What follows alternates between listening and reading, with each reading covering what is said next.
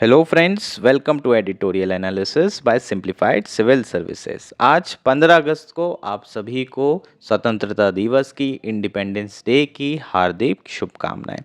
आज ज़्यादातर जो आर्टिकल आए थे वो कहानी वाले थे कि पिछले 70 सालों में क्या बदला। बिल्कुल, आप आर्टिकल चाहें तो रीड कर सकते हैं, लेकिन दो आर्टिकल ऐसे थे जिसे पढ़ना ज़रूरी था एग्ज़ाम के पर्सपेक्टिव से। पहला article, the seductive trap of civil services, Ashok Lavasa retired IAS officer के द्वारा यह आर्टिकल लिखा गया है और इसमें सिविल सर्विस रिफॉर्म की बात की गई है। बहुत अच्छा आर्टिकल है। नेक्स्ट आर्टिकल हमारा जो कोलकाता रेप केस है उससे संबंधित है, वायलेंस मोस्ट फाउल। इसके बारे में अभी तक हमने बात नहीं की थी। अभी आप देखेंगे हर जगह ये जो कोलकाता रेप केस है इसके अगेंस्ट में प्रोटेस्ट हो रहा है और जो कि बहुत ज़रूरी भी है। सो इस आर्टिकल के बारे में चर्चा की जाएगी। अगर आपको एनालिसिस पसंद आ रहा है तो प्लीज़ लाइक करो, कमेंट करो, शेयर करो एंड सब्सक्राइब करो। और इसकी पीडीएफ चाहिए, इसके नोट्स की पीडीएफ चाहिए तो वो आपको अवेलेबल हो जाएगी टेलीग्राम में। ग्रुप को ज्वाइन कर सकते हैं डायरेक्टली, आप नीचे मोर पे क्लिक करके लिंक देखेंगे तो मिल जाएगी, या फिर सिंप्लीफाइड सिविल सर्विस सर्च कर लो। आइए शुरू करते हैं हमारा एनालिसिस। हमारा फर्स्ट आर्टिकल है the seductive trap of the civil services. यह आर्टिकल द हिंदू में आया है। GS4 एथिक्स मीन्स के पर्सपेक्टिव से काफ़ी इंपॉर्टेंट आर्टिकल है, प्रीलिम्स के पर्सपेक्टिव से उतना इंपॉर्टेंट नहीं है। यूपीएससी में हो सकता है आपको मेंस में GS4 में क्वेश्चन आ जाए। सिविल सर्विस रिफॉर्म सजेस्ट करिए आप लोग, आपके ओपिनियन पूछ ले जाएं तो अपने ओपिनियन मत दे देना, है ना। जो यहाँ पर रिटायर्ड आईएएस ऑफिसर ओपिनियन दे रहे हैं उनके ओपिनियन मैटर करते हैं, तो इन्हीं को आप कोड भी कर सकते हैं। और यही आप जो सजेशन इस आर्टिकल में दिए उसी को आप नोट डाउन करके रखिए, उसी को आपको लिखना भी है। ठीक, अब आर्टिकल किसने लिखा है? अशोक लवासा जी ने। ये अपने आप में जो है ये आदमी बहुत ऑनेस्ट आदमी है और एक एग्जाम्पल है एथिक्स के लिए। अभी आप नहीं लिख सकते, क्यों नहीं लिख सकते? क्योंकि इन्होंने जो करेज ऑफ कन्विक्शन शो किया था वो करंट जो आपके कंटेम्प्रेरी प्राइम मिनिस्टर हैं, तत्कालीन प्रधानमंत्री है, उन्हीं के अगेंस्ट में किया था। क्या कहानी है? बहुत सिंपल सी कहानी है। कहानी ये है कि प्राइम मिनिस्टर मोदी जी, 2019 का इलेक्शन था और इलेक्शन एकदम पीक पे चल रहा था। उस वक्त मोदी जी ने, है ना, कुछ स्पीच दी जो कि हेट स्पीच के अंदर आती थी। हालांकि जो इलेक्शन कमिश्नर हैं वो प्राइम मिनिस्टर के अगेंस्ट में नहीं जाते, लेकिन एक इलेक्शन कमिश्नर अगेंस्ट में गया और उन्होंने कहा कि ये जो स्पीच है ये हेट स्पीच है। हालांकि हम जानते हैं इलेक्शन कमीशन 3 मेंबर बॉडी है इंक्लूडिंग चीफ इलेक्शन कमीशन, 2-1 की मेजॉरिटी से मोदी जी बच जरूर गए थे, लेकिन जो माइनॉरिटी व्यू था वो किसका था? अशोक लवासा का था। और उसके बाद क्या हुआ? उसके बाद मोदी जी वापस चुन के आ गए। चुनने के बाद जो अशोक लवासा जी थे उनके घर में रेड डाली गई, पता चला वो बहुत ईमानदार आदमी है। उसके बाद उनकी वाइफ बैंकर हैं, इनकम टैक्स ने उनकी वाइफ में भी ऑब्वियसली रेड मारी और पता चला वो भी ईमानदार है। अब जब पता चला कि ये आदमी, इनके पति पत्नी दोनों इतने ईमानदार और अच्छे आदमी हैं, तो अब क्या किया जा सकता है? अब जब आप किसी को पकड़ नहीं सकते, किसी को डाउनग्रेड नहीं कर सकते, तो अब आप उसे क्या कहेंगे कि यार ये तो बहुत ही ऑनेस्ट आदमी है, इसको कहीं और भेजने की ज़रूरत है, इसे चीफ इलेक्शन कमीशन नहीं बनाया जा सकता था। सो फिर क्या किया गया? इन्हें वाइस प्रेसिडेंट बना दिया गया नेशनल डेवलपमेंट बैंक में। कुछ समय ही बचा था, रिटायर हो गए उसके बाद। अब अपना रिटायरमेंट हो गया, इन्होंने बढ़िया सा यहाँ पर आर्टिकल लिखा है। वो आर्टिकल बहुत बढ़िया है, आपके लिए इम्पॉर्टेंट है। समझ में आया? चलो शुरू कर लेते हैं आर्टिकल। काफ़ी दुखी हैं, इन्होंने कहा है कि मैं काफ़ी दुखी हूँ। क्यों? क्योंकि अभी रिसेंटली 2 इंसिडेंट हुए हैं। पहला इंसिडेंट हुआ है महाराष्ट्र वाला, जो पूजा खेड़कर है, जिससे यूपीएससी की जो स्टेलर रेपुटेशन थी उसको बहुत बड़ा धक्का लगा है। कम से कम एक चीज़ तो कंफर्म थी कि भाई यूपीएससी में जो सिलेक्शन होता है वो मेरिट के बेसिस पे होता है, और आज तक पिछले 7 दशक में कोई मेजर कंट्रोवर्सी यूपीएससी के अराउंड नहीं रही है। तो पहला जिससे बहुत ज़्यादा दुखी है हमारे राइटर वो है पूजा खेड़कर फ्रॉड केस से।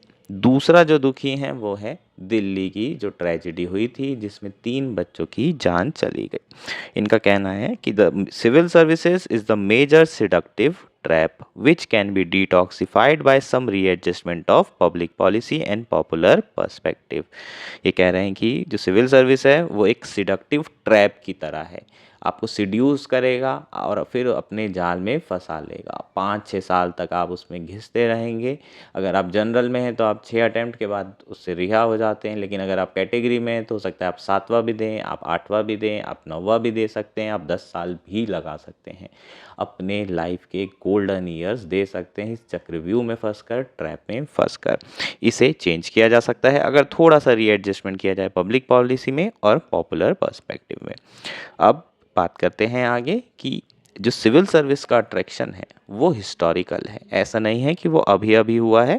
हाँ, ऑब्सेशन हमें अभी देखने को मिल रहा है एक अनप्रेसिडेंटेड लेवल पर पहले भी बहुत ज़्यादा जो है सिविल सर्विस का क्या हुआ करता था, क्रेज हुआ करता था। About 5 decades ago, when we were a student, preparing for civil service was considered a national pastime driven by dignity and security of government job and by the earth of employment opportunities। Writer का कहना है 5 दशक पहले उन्होंने जब UPSC की तैयारी की थी तो यूपीएससी की प्रिपरेशन करना एक नेशनल पास टाइम फेनोमेना थी, और उसका रीज़न ये है कि इसे बहुत इस डिग्निटी की तरह देखा जाता था। यूपीएससी की प्रिपरेशन कर रहे हैं, वाह बहुत बढ़िया काम कर रहे हो।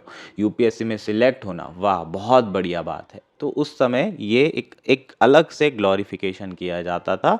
हालांकि वो ग्लोरिफिकेशन आज भी है, लेकिन उस समय जो है सरकारी नौकरी बहुत ज़्यादा इम्पॉर्टेंट हुआ करती थी। क्यों? क्योंकि आपके पास इकोनॉमिक अपॉर्चुनिटी प्राइवेट सेक्टर में बिल्कुल भी नहीं थी। सो आपको सरकारी ही नौकरी लेना पड़ेगा, और यूपीएससी की प्रिपरेशन करना ऑप्शन उतना नहीं था, ऑलमोस्ट मैंडेटरी हो गया था उस ज़माने में। सारे लोग यूपीएससी की प्रिपरेशन किया करते थे। लेकिन उसके बाद एलपीजी रिफॉर्म्स आए 1991 में, और इकोनॉमिक लिबरलाइजेशन ने सारी चीज़ें चेंज कर दी। प्राइवेट सेक्टर में जॉब आने लगी, लोगों को अच्छा पैसा मिलने लगा और काफ़ी ऑप्शंस मिलने लगे। अब यूपीएससी का थोड़ा जो ग्लैमर है वो कम हुआ, लेकिन उसके बाद 2008 हुआ, जब पूरी दुनिया ने देखा कि कैपिटलिज्म के क्या इल इम्पैक्ट्स हैं, क्या इल इफ़ेक्ट्स हैं, और रिसेशन आ गया। रिसेशन आया तो उसी समय सरकार ने सिक्स्थ पे कमीशन इम्प्लीमेंट किया। लोगों की नौकरी जारी है, लेकिन सरकारी नौकरी वालों की सैलरी बढ़ रही थी, और ये भी सारे इंडिया के लोगों ने देखा। तो उसके बाद एक कंक्लूजन निकल के आया कि भाई अगर जॉब आपको सिक्योरिटी चाहिए तो सरकारी नौकरी ही बेस्ट है, आप प्राइवेट सेक्टर में कभी सेफ फील नहीं कर पाएंगे। और उसके बाद से जो आपका वापस एक यूपीएससी का आपको ग्लोरिफिकेशन और उसका जो चाव है वो देखने को मिला है, और उसका प्रति जो ऑब्सेशन है वो दोबारा आपको बढ़ता हुआ दिख रहा है। ये हमारे राइटर का कहना है। The national pass time of old time has assumed epidemic dimension. जो पहले नेशनल पास टाइम हुआ करता था वो आज के दौर में एक एपिडेमिक बीमारी बन चुका है पूरे देश में। Its underbelly was recently exposed first when trainee officer in Maharashtra was found to have faked her identity and documents, and then by the terrible and the entirely avoidable death of 3 aspirants in Delhi। अभी जो recent 2 incidents हुए हैं वो कहीं ना कहीं UPSC के प्रति जो ऑब्सेशन है उसको दिखला रहे हैं। ऑफ कोर्स क्वेश्चन पूछना बहुत ज़रूरी है about the acts of omission and commission that led to both this incident. First incidents related to the psyche of individual who was gaming the system to qualify to be termed the cream of the society, and other relates to collective psyche of a society enmeshed in chasing stereotypical aspiration.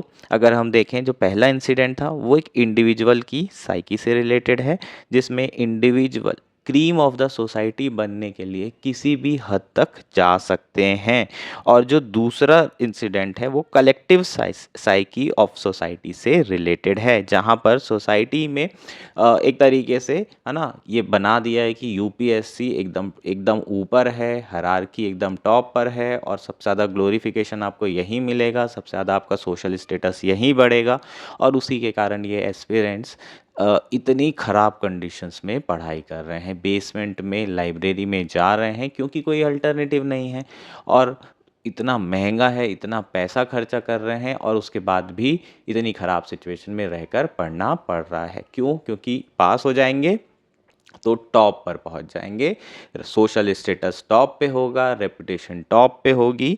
ये सारी चीज़ें बहुत matter करती है, और specially आज के social media के ज़माने में जहां हम देखते हैं कि बहुत सारे सिविल सर्वेंट्स है ना, आज भी फॉलोअर्स बढ़ाना चाहते हैं अपने, आज भी जो है वो ओल्ड राजेंद्र नगर या फिर करोल बाग या मुखर्जी नगर से बाहर नहीं निकल पाए हैं।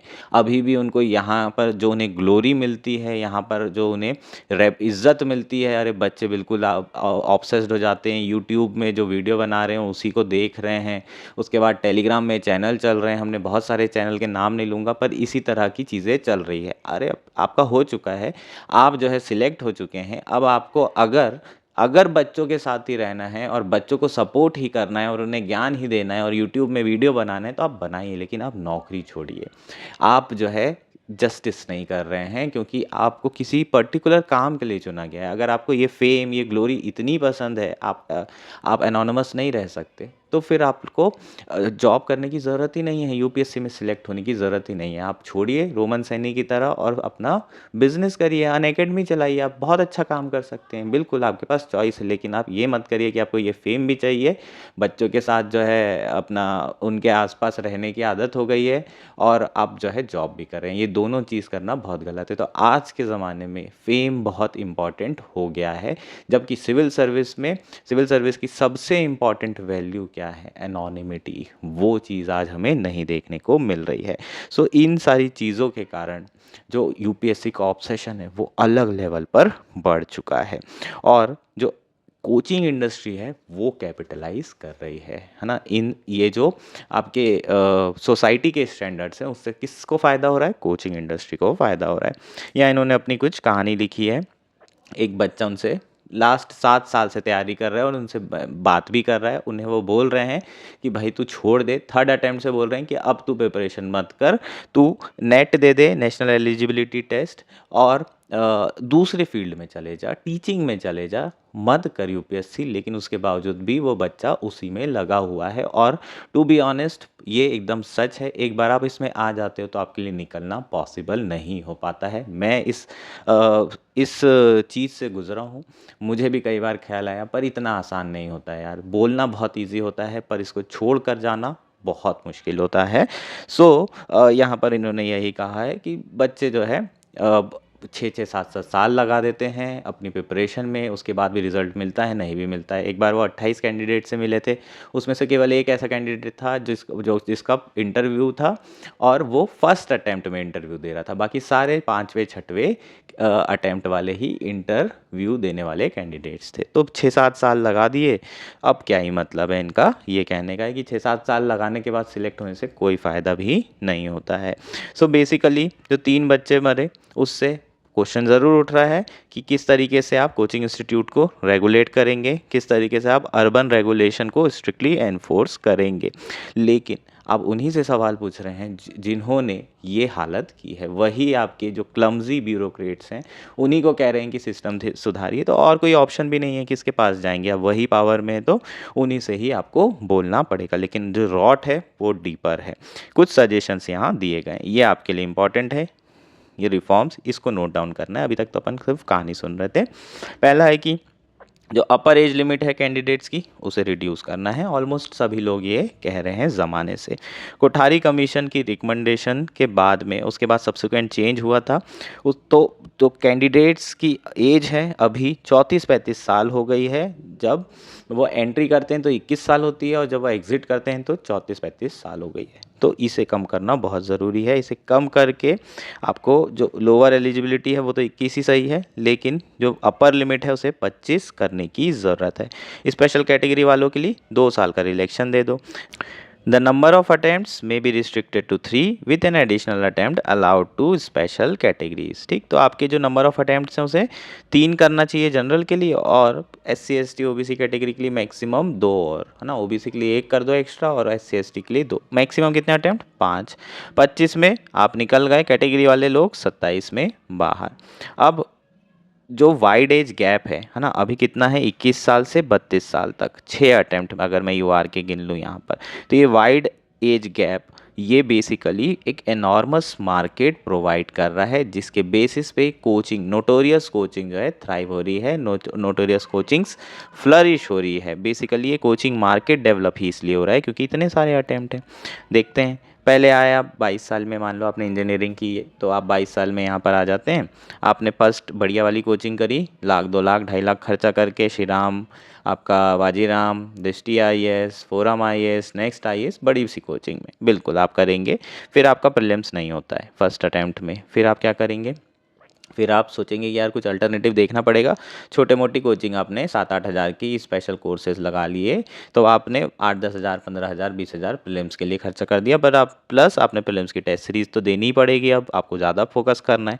आपने सेकेंड अटैम्प्ट में प्रीलिम्स निकाल लिया समहाउ, फिर सेकेंड अटैम्प्ट में मेंस नहीं हो पाता है फिर, क्योंकि इतना तैयारी बड़े मुश्किल से तो प्री निकला है, तैयारी का टाइम ही नहीं मिला है। फिर थर्ड अटैम्प्ट में मेंस की तैयारी करते हैं।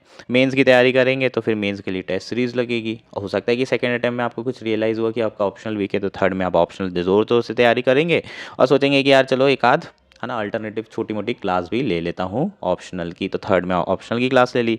अब फोर्थ अटैम्प्ट पे आ गए, थर्ड में आपका रिजल्ट आया मेंस का, उतने अच्छे नंबर नहीं आए आपके, थर्ड में अच्छे से अच्छे नंबर नहीं आए, तो आपका वीक मान लो एथिक्स है, तो आप फोर्थ में एथिक्स की तैयारी करोगे। आपने लुकमान आईएएस लगा ली, या फिर आपने दूसरी कोचिंग लगा ली जो स्पेशली आपकी किसकी है, एथिक्स की है, जो एथिक्स के लिए फेमस है। तो इंडिविजुअल सब्जेक्ट्स अब चलना शुरू हो जाएंगे। अगर आपका पहला अटैम्प्ट होता, दूसरा होता, तीसरा होता, तो ये जो फोर्थ फिफ्थ वाले हैं ये सारे के सारे बाहर हो जाते। आपका पैसा भी बचता, आपकी रिसोर्सेज भी बचती, और जो कोचिंग इंस्टीट्यूशन के इतना ज़्यादा फैलाव हो गया है वो भी ख़त्म हो जाता। फिफ्थ सिक्स्थ होते होते आपकी एज 32-33 साल हो जाती है, और अगर कैटेगरी में हैं तो 34-35 साल भी हो सकती है। अब जब यहाँ से निकलोगे तब कहाँ जाओगे, कोई ऑप्शन ही नहीं बचता है जॉब करने के लिए, बाकी जगह अल्टरनेटिव ही नहीं मिलता है। और अगर साथ में रह के करो तो ऐसा लगता है कि यार आप जस्टिस नहीं कर रहे हो यूपीएससी के साथ, आपका तो हो जाएगा, आप थोड़ी मेहनत और करो आपका हो जाएगा, हर बार ऐसी लगता है। और ये कहना बहुत आसान है पर बहुत मुश्किल है यार, बिल्कुल मुश्किल है, निकलना बहुत मुश्किल हो जाता है। सो जो अगर आप देखें कैंडिडेट्स है ना, तो वो उनका इतना कम सक्सेस परसेंट होने के बावजूद भी वो यहाँ पर आते हैं। इतना कम परसेंटेज है सक्सेस का कि हम एस्टिमेट भी नहीं कर पा रहे हैं, उसके बावजूद भी यहाँ पर कैंडिडेट आता है और यूपीएससी की तैयारी कर रहा होता है। तो क्यों इतनी एनर्जी और रिसोर्सेज स्पेंड कर रहे हैं, और क्यों पब्लिक पॉलिसी ऐसी है कि वो इस तरह की रेस को प्रमोट कर रही है। इसमें जो ओनली बेनिफिशरी है वो है मशरूमिंग कोचिंग इंडस्ट्री, जो कि अपनी जो रिस्पेक्टेबल पोजीशन है, अपनी जो अथॉरिटी है उसका फ़ायदा उठा रहा है, और गवर्नमेंट को भी कहीं ना कहीं दबाव में डाल के रखा है। पहली बार जो ये इंसिडेंट हुआ है 3 बच्चों का, उसी के कारण थोड़ा सा कोचिंग इंडस्ट्री दबाव में आई है, वरना ये काफ़ी बड़े बड़े जो है बोलना चाहिए कोचिंग माफियाज टाइप के बन चुके हैं, क्योंकि इन लोग यूपीएससी सिविल सर्वेंट निकाल रहे हैं है ना। और अगर मेरे ही गुरु के कोचिंग में जाके छापा तो नहीं मारूंगा मैं, ऑब्वियस है, कहीं ना कहीं वो एक रहता है, ग्रेटिट्यूड रहता है। तो इन लोगों की पोजीशन बहुत स्ट्रांग हो गई है, सारे एस्पिरेंट्स जो होते हैं वही सिलेक्ट होके आपके आईएएस बनते हैं, और फिर कहीं ना कहीं वो कोचिंग इंडस्ट्री वालों से जुड़े हुए रहते हैं, और इनकी पहुंच बहुत ज़्यादा स्ट्रांग रहती है। सो अगर इतनी मेहनत करने के बाद है ना, आपने इतने साल 5 अटैम्प्ट 6 अटैम्प्ट लगा भी दिए और उसके बाद आप सिलेक्ट भी हो गए, तो बिल्कुल आपके अंदर कहीं ना कहीं अनरियलिस्टिक अटेनमेंट होगा, फील होगा कि भाई मैंने ये एग्ज़ाम निकाल लिया। आपको लगेगा कि वाह बहुत मतलब बड़ा काम किया है मैंने, और ये एक बहुत हार्ड अर्न सक्सेस है। लेकिन इतने अटेम्प्ट मेहनत करने के बाद आपके जो अंदर आग है सिस्टम बदलने की वो नहीं बचती है, इस बात की तो मैं आपको गारंटी दे सकता हूँ।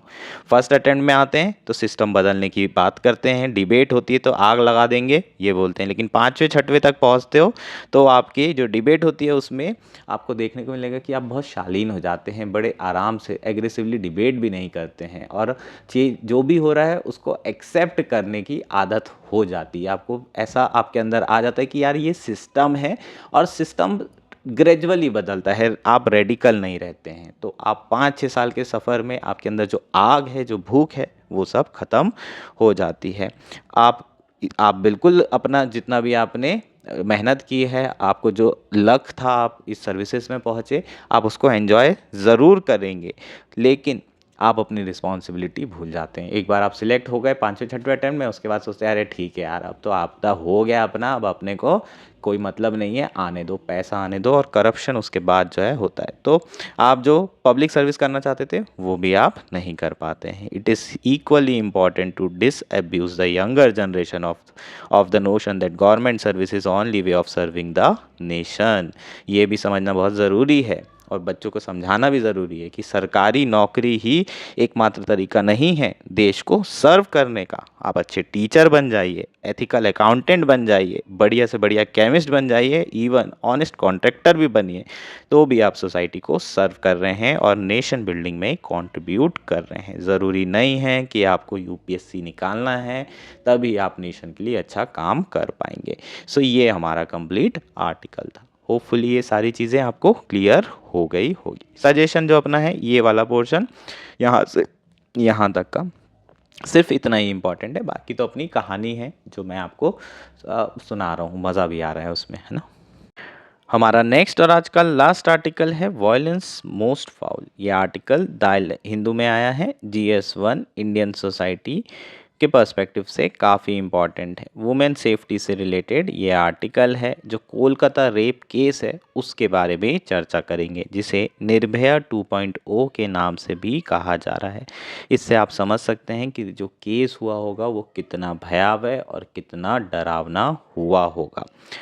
कोलकाता में एक पोस्ट ग्रेजुएट कर रही हैं सरकारी अस्पताल में बच्ची, उनके साथ ये बहुत बड़ी दुर्घटना हुई है जहाँ कुछ लोगों ने मिलके उनका रेप किया। उसके बाद उनके बॉडी के हर पार्ट को मतलब काटा गया है, और जब उनकी बॉडी मिली तो देख के ही समझ में आ रहा था कि ये बहुत भयानक हुआ, कि ये बहुत भयानक केस हुआ है।